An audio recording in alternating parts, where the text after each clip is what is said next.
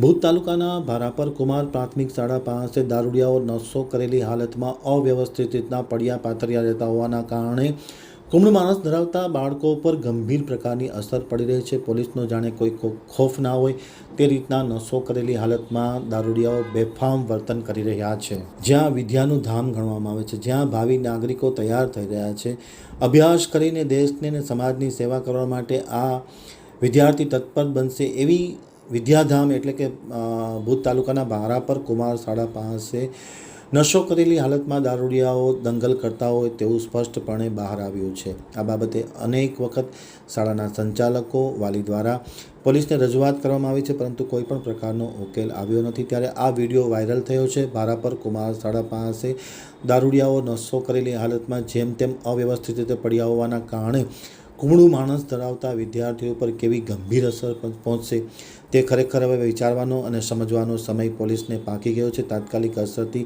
આવા નશો કરેલી હાલતમાં સ્કૂલ પાસે પડ્યા પાથર્યા રહેતા દારૂડિયાને સીધા દોર કરી કાયદાનું ભાન કરવાનો પણ સમય હવે પાકી ગયો છે.